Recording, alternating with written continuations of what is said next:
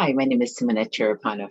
We are going to finish the 17th portion that we started last week with Yitro. This is part 2. So we go back, started on chapter 19. It says, 3 months have passed since they left Egypt by the time they arrived at Mount Sinai. And it says, and Moses went up to God, and Jehovah called to him from the mountain, saying, this is what you shall say to the house of Jacob, and tell the sons of Israel, you yourself have seen what I did to the Egyptians, and how I carried you on eagle's wings, and brought you to myself. Now then, if you will indeed obey my voice, and keep my covenant, then you shall be my own possession among the peoples, for all the earth is mine, and you shall be to me a kingdom of priests and a holy nation. These are the words that you shall speak to the sons of Israel. Now, why would you think that our Father would say to those that he just delivered from Egypt on eagle's wings, like he says, and brought to himself to his mountain, if you do this, then I will do this? Was this because of the mixed multitude? I wonder. But it says, say to the house of Jacob and tell the sons of Israel. Why did he separate that by and? The house of Jacob and the sons of Israel are the same group of people. And he's not mentioning there the mixed multitude. So it is interesting that our Father makes a differentiation on the house of Jacob.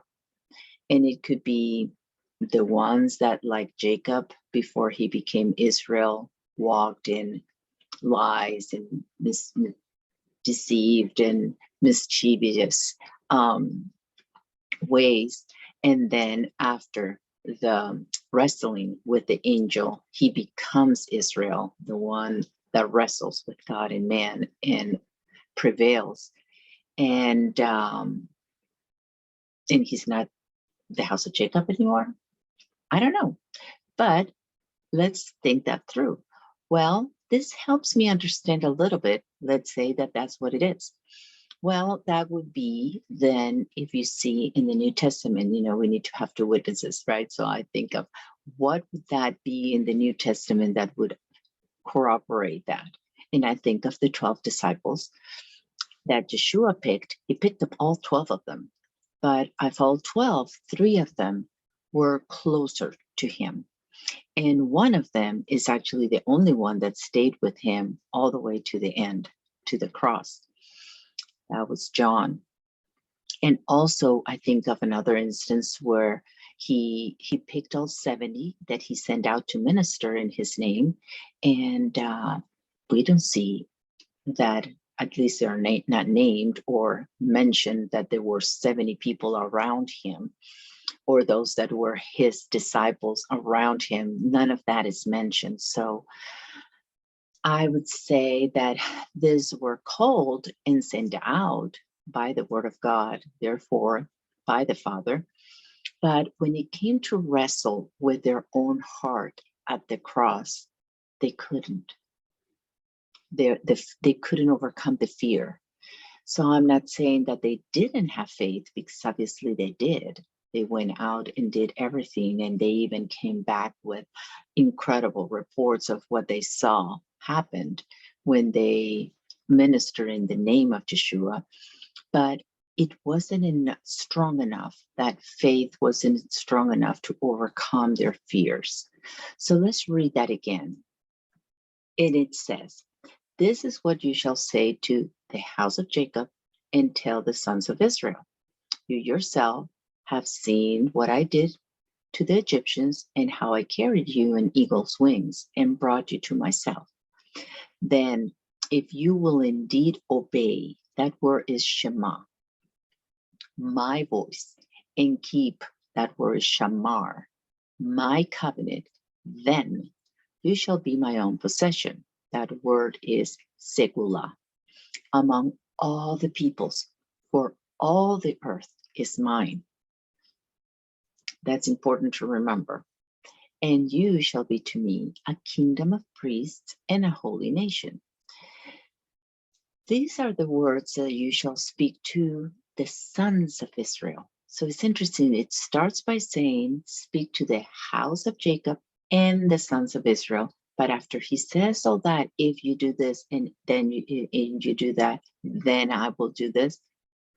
The last words he says, these are the words that you shall speak to the sons of Israel. So could it be that it will be those that will obey his voice and will guard his covenant are the ones that become that kingdom of priests and holy nation, and the ones that will be the sons of Israel?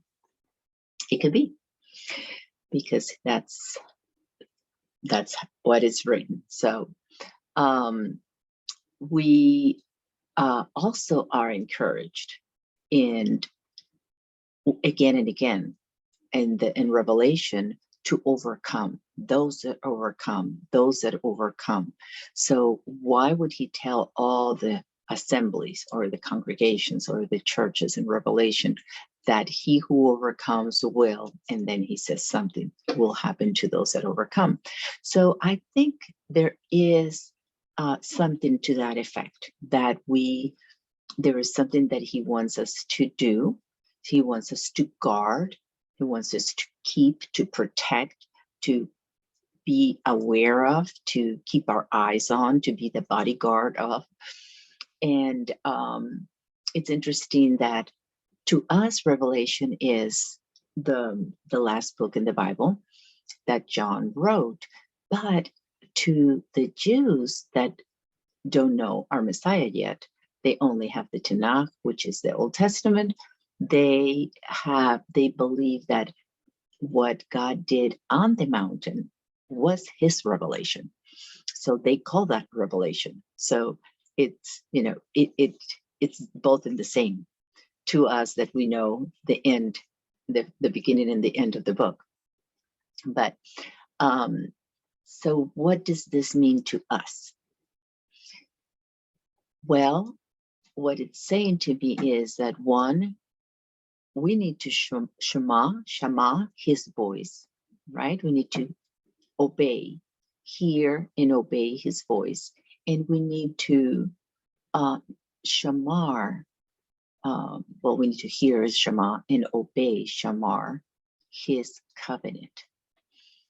Then we can be his sekula, his treasure, his possession, his own possession among all the peoples. Because those that shema his voice and shamar his covenant are the ones that will actually be the priests in that holy nation. So that means that not everybody's going to be a priest, but those that actually do that. Let's continue reading. Jehovah said to Moses, go to the people and consecrate them today and tomorrow, and have them wash their garments, and have them ready for the third day. For on the third day, Jehovah will come down on Mount Sinai in the sight of all the people. So Moses went down to from the mountain to the people and consecrated the people, and they washed their garments. He also said to the people, be ready for the third day and don't go near a woman. So we see that in order to receive his covenant, the people needed to consecrate themselves. And that was an individual process. He tells them not to go near a woman, don't go near women. So he is really bringing it to a personal level, that this is something that you are going to get ready, because men and women and children, it said all the people. So they're all getting ready. And it's an individual process where I have to guard, I have to cleanse myself, I have to wash my own garments. I don't have to wash somebody else's garments, I just have to wash mine and be ready, because the bride is making herself ready. It is not time to be occupied with anyone, not the married ones, one with another, but just individually, let's all be ready. Let's all be, do what he has called us to do, because it's my responsibility. I'm my own responsibility. I don't have to wait for somebody else to wash my clothes or me to wash somebody else's clothes. So that is something that probably to us would make us wonder, what does that mean, to wash my garments? But if we remember what happened to Jacob when he left Laban's house in Genesis 35, it says, then God said to Jacob, arise, go up to Bethel and settle there. Build an altar there to the God who appeared to you when you fled from your brother Esau. That was that angel that appeared to him. So Jacob told his household and all who were with him, get rid of your foreign gods that are among you, purify yourself, and change your garments. Then let us arise and go to Bethel, the house of God. I will build an altar there to God, who answered me in my days of distress. He has been with me wherever I've gone. That would cue them to put away anything that would be an idol to them and to cleanse themselves, their garments, from any impurity. Another cue for us would be from creation itself. On the third day, there was light that was separated from darkness. And we can apply to that idols. And on the second day, the waters were separated, the upper waters from the lower waters, the earthly waters from the heavenly waters. So you can see a separation there. And waters, there is a cleansing day. And they would be ready for the third day, when is the day of gathering. All the waters were gathered in one area so that the dry land could be seen. And then in that dry land is where he was ready to receive the seed, which is the word of God, and it can be multiplied and bring fruit. So if we set ourselves to concentrate and hear his voice and obey him, and to guard what he's saying, that seed that is going to go in our hearts so that it can bring fruit, we can see that process of washing, of separating for building, right? And gathering on the third day, when resurrection actually happens. So we continue reading. It says, so it came about on the third day, when it was morning, that there were thunder and lightning flashes and a thick cloud over the mountain, and a very loud trumpet out of the camp to meet God. And they stood at the foot of the mountain. Now, Mount Sinai was all in smoke, because Jehovah descended upon it in fire, and its smoke ascended like the smoke of a furnace, and the entire mountain quaked violently. When the sound of the trumpet grew louder and louder, Moses spoke, and God answered him with thunder. Imagine what that would have been like for them. It's in the middle of the day, but there is smoke everywhere. There is lightning, there is thunder, and there is a loud trumpet that it gets louder and louder. And there it comes. There comes the revelation of God. We have the 10 words. I know we call them the 10 commandments, but really it says, then God spoke all these words, saying, 1, I am Jehovah your God, who brought you out of the land of Egypt, out of the house of slavery. You shall have no other gods before me. 2, you shall not make for yourself an idol, or any likeness of what it is in heaven above, or on earth beneath, or in the water under the earth. You shall not worship them, nor serve them. I, Jehovah your God, am a jealous God.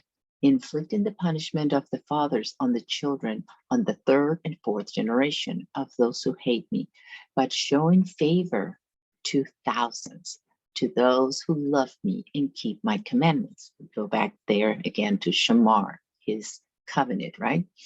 3, you shall not take the name of Jehovah your God in vain, for Jehovah will not leave him unpunished who takes his name in vain. 4, remember the Sabbath day to keep it holy.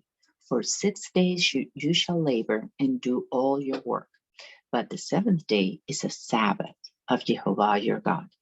On it you shall not do any work, you or your son or your daughter or your male slave or your female slave or your cattle or the resident who stays with you. For in 6 days Jehovah made the heavens and the earth, the sea and everything in them, and he rested on the 7th day. For that reason Jehovah blessed the Sabbath day and made it holy. So he blessed it and made it holy, and he doesn't want us to change that. 5, honor your father and your mother, so that your days shall be prolonged on the land which Jehovah your God gives you. 6, you shall not murder. 7, you shall not commit adultery. 8, you shall not steal. 9, you shall not give false testimony against your neighbor. 10, you shall not covet your neighbor's house. You shall not covet your neighbor's wife, or his male servant, or his female servant, or his ox, or his donkey, or anything that belongs to your neighbor. Now, if we think about all this commandments, these things that we're supposed to keep, this is the covenant that he's asking us to obey his voice and to guard. That means to protect his covenant. He's given us a covenant that he wrote with his own finger on the tablets. And he's telling us, I am the Lord your God. Have no other gods. Don't make any idols before me. Do not serve them. Do not worship them. Don't take my name in vain. And you have to remember that we read over and over and over that it is for his name's sake, all throughout the Old Testament. And then comes in the New Testament, Yeshua, which means Jehovah saves. And he tells us that we can ask in his name for things. So when we come before the Father, is in his name. So think about that. He is all along telling us the importance of his name, because it is for his name's sake that he does what he does. And then he puts his name, he gives his name to his son, Yeshua. He is Jehovah saves. And he says, it is in his name that we ask. So we can see the importance of that, because a name gives identity. It gives the character of that person. Who is Jehovah? The one who saves. So he sent his word. We know that his word goes out and never comes back void. It accomplishes everything that is sent out to do. So the Father is sending out his word in the person of Yeshua. He made his word flesh so that we can see it and he can walk among us, and we can actually say, okay, I know you are somewhere. I haven't seen you. I know you gave this words. They've been written. They've been passed down orally too, in a written form on the scrolls, but I still don't know you. So then he sends us a human being just like us, so that we can say, okay, I've seen you, or at least they saw him, they ate with him, they touched him, he touched them. And so he's saying, this is all about the word My word was dishonored, was disobeyed in the garden by Adam and Eve. I am sending you a messenger. I'm sending you a Messiah, one who's going to redeem you and bring you back. And that is my word. So that same word that we dishonored in the person of Adam and Eve, that first Adam, it is then restored and given the power to redeem in the last Adam. So think about that. And it is all about the importance of that name. His name should never be taken in vain. And then he says, guard my Sabbath. I made this day holy, and I made it. I made this little place within a week. I took one single day where you and I can come together, where you can be safe in my presence, where you can grow, where you can heal, where you can be restored, where you can be strengthened, where you can be equipped. Everything that you need. I made that day holy, means separate from the rest. It's different than the rest. It needs to be treated differently than the rest. If you can do those 4 things, those 4 days of creation where he establishes that he is God and there is no other. Before he created the first animal, he made those 4 days everything for us to live in. If we can do that with those first 4 commandments, we will be able to do the rest with no problem. It will be easy to honor our mother and our father, who represents on earth our creator, because they made us, just like he made all of us. We will be able to not murder, adultery, steal, false testimony, covet. All those things will be easy not to, because we fear God. And when we fear him and we want to honor him, if he made us all in his image, he has named us all. It says in Ephesians 3:14, I bow my knees before the Father, from whom every name in heaven and on earth derives from him. So all our names come from him. So it is important that we do not do any harm. Just like we don't take his name in vain, we don't take the name he has given to any of us in vain either. So it would be easier to keep all those commandments, right? Okay, so we continue reading. And all the people were watching and hearing the thunder and the lightning, the lightning flashes, and the sound of the trumpet, and the mountain smoking. And when the people saw it all, they trembled and stood at a distance. They got scared. And they said to Moses, speak to us yourself, and we will listen.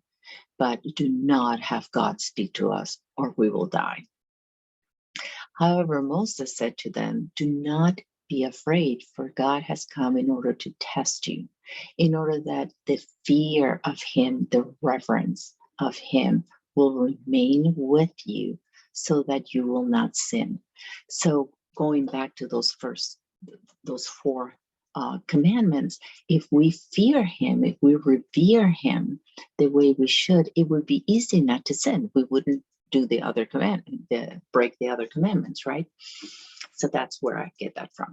But it says that the people stood at a distance while Moses approached the thick darkness where God was.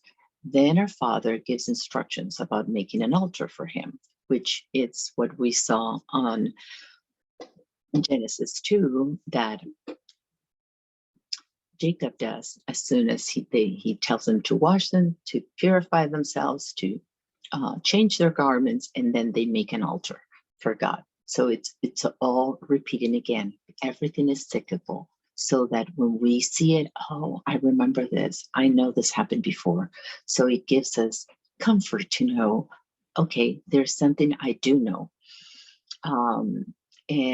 We're not, when we don't know something, it can create anxiety in us because we don't know what's going to happen. So he gives us little things so that we can remember, oh, okay, yeah, this is what Jacob did. This makes sense. This is what he wants us to do now.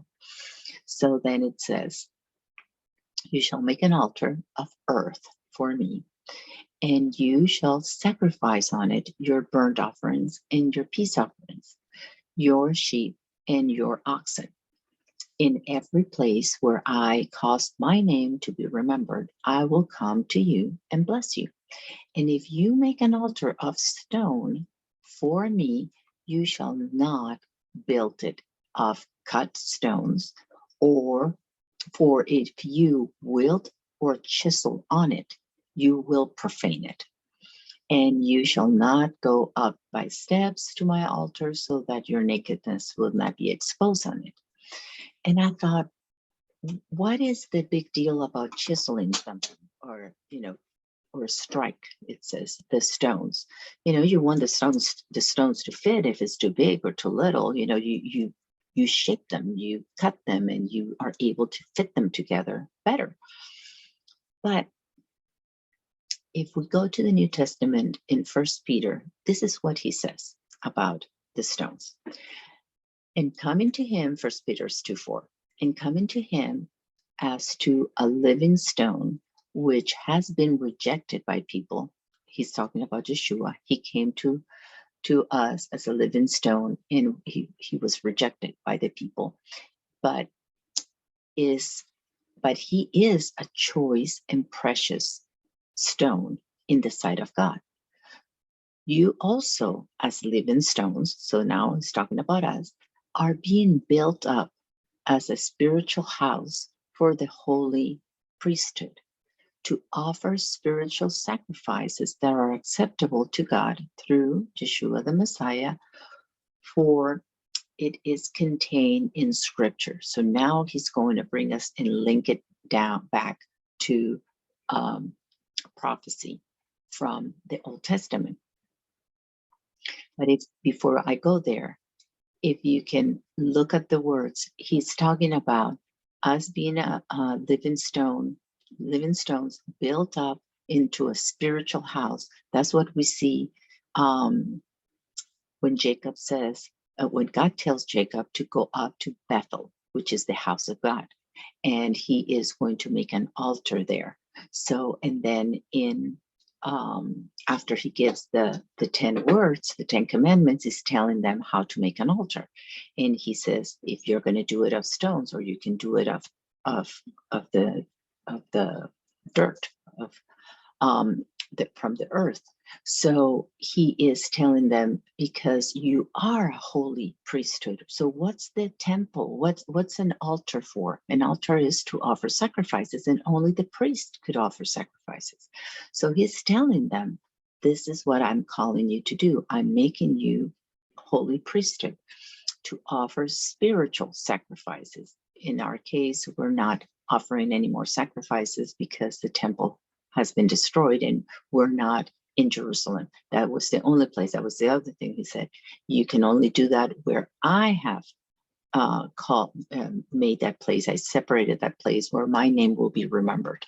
So he's the one who chooses that. We don't just do it wherever we decide to do it. And the sacrifices, the spiritual sacrifices, will be acceptable to God through our Messiah. So again, we're doing it through the name of Yeshua, which is our Father's name too. And then this is the prophecy from the Old Testament. It says, behold, I am laying in Zion a choice stone, a precious cornerstone, and the one who believes in him will not be put to shame. This precious value then is for you who believe, but for unbelievers, a stone which the builders rejected, this became the chief cornerstone, a stone of stumbling and a rock of offense. So for us it's precious, but if we don't believe, it would be a rock of offense, which we all have seen that. We mentioned God, we mentioned Yeshua, we mentioned that we believe in him, and those that don't believe in him will tell us, how dumb we are, and we're believing fairy tales and things of that sort. For they will stumble because they are disobedient to the word. So why do they get upset with us? Because they're not obeying the word of God. And when you are disobedient, then you're doing your own thing. You're going on a different road. So of course you're telling them, it's kind of like me telling you my address. And I said, okay, when you come to my address, you know, that street that goes a little bit up and then you turn to the left and then you find my house, it's on the left. If you believe what I'm saying and you have come to my house, you will say, oh yeah, I remember. But if you have no clue because you don't believe anything that I've said, and when I have invited you, you hadn't want to come, when I give you all these directions, there will be nothing to you. I don't know. I've never been there. I don't know what you're talking about. I don't know what heel you're talking, or the house. I've never been at your house. So, you get this reaction from someone because they have no clue really what you're talking about. So that's what happens to somebody that is disobedient to the word. They don't even know the word. And if they know it, they don't want to obey it. So, and it says, and to this they were also appointed, but you are a chosen people, a royal priesthood, a holy nation, a people for God's own possession, so that you may proclaim the excellencies of him who has called you out of darkness into his marvelous light. So the whole nation came out of Egypt, out of darkness, and he brought them into his light. And they saw that light. They saw that column by day and that column by night of fire and and the cloud. For you were once not a people, but now you are the people of God. You had not received mercy, but now you have received mercy. So because we're all made in our Father's image, he's not given us permission to hit or strike each other. So going back to that stone, why not to do that? And change the shape of each other. That he has taken that. He has not given us authority to do that. He's the one who changes us. He's the one who knows exactly the shape that we need to be in order to fit with the rest. And we need to trust that. We're all earthen vessels and stones in his temple. And if we try to chisel each other, we are profaning it. We're pretty much saying, listen, if you still want to go ahead and do it, which we do many times, and I'm so sorry every time I do, and I pray I won't ever do it again. And then I find myself, if I'm impatient and if I'm angry, or if I have no fruit of the Spirit, I am not gentle, I don't have self-control, I don't have love for that person, or I don't have any joy, I'm so upset and frustrated and have no peace, then you can see how you would hit someone, or even if it's not with our hands, we do it with our words. And we have to be careful because we profane the temple when we do that. That's part of guarding. I not only hear his voice, he told me not to do it, but then I guard that person. I guard that stone, not to chisel it, not to strike it. Then we know that our Father tells us to love one another. And the reason for that is because he is love. And if we are walking in that fear of him, we would be just like him. And if we leave the fitting together the stones with each other, then we will be able, he will do what he needs to do. He knows exactly what he's doing, and he can do it perfectly without hurting any of us. If we yield and obey. Now, if I want to go my way and he's going to take me the other way, he's going to have to put a little bit more pressure to pull me. And that may, depending on how much I push and pull in the different direction, it may hurt a little, but he's not hurting me. I'm hurting myself by wanting to go away from him when he's trying to bring me into a place of comfort, into a place of protection, in a place where he can guard me. And so the I know it's not easy to live in total obedience and trust Him. We're all here learning this, trying to be better at. And that's why He gave us His Spirit. He gave us His Spirit. He breathed that Spirit into Adam. And from Adam, we all have been, that breath of life didn't come from Adam or Eve. It was put in them by God, and He's the one who gives the spark of life to the next, into the next, into the next, and from all generations. He is the ones who keep us alive. Without His breath, we will all be dead. But His Spirit is the one that gives us, if that seed we allow it to grow in our hearts, we will have love, joy, peace, patience, kindness, goodness, faithfulness, gentleness, and self-control. Those are the 9 characteristics of the fruit of the Spirit. Now, when He says not to strike one another, is to shape us.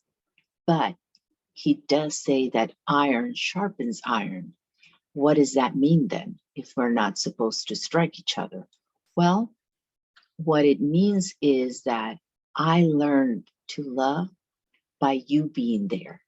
So knowing that you are in need of that love, by me giving it to you, I grow in that. If I had nobody in this world to love, then, or nobody in the world that was ugly to me, then it would be really easy to love each other. But it is that person that may be rubbing me the wrong way that I have to love anyways. That is, making my life miserable. I still have to have joy. If really trying my patience is where I realize I have to grow in patience. I have to overcome. So if we can remember all those words, overcome, we're supposed to shema, we're supposed to listen to His voice. We're supposed to guard it, shamar. We're supposed to overcome. And it is His breath, His Spirit in us that gives us all this great fruit. And I can have that fruit, but I need you in order to shape and grow that fruit in me by trial and error, by practicing. I fail, but I get up and I try it again and I try it again. And He gives us opportunity after opportunity for us to be successful. So I hope that we can continue to grow and continue to walk alongside each other, to encourage each other to do what He has called us to do and to have that fruit, because that fruit is not for me, it's for others to enjoy. And I enjoy your fruit, you enjoy my fruit, and we're supposed to be there to give. Love always gives. I hope you have a great week, and we will be I'll be getting ready Mishpatim for this week in a couple of days.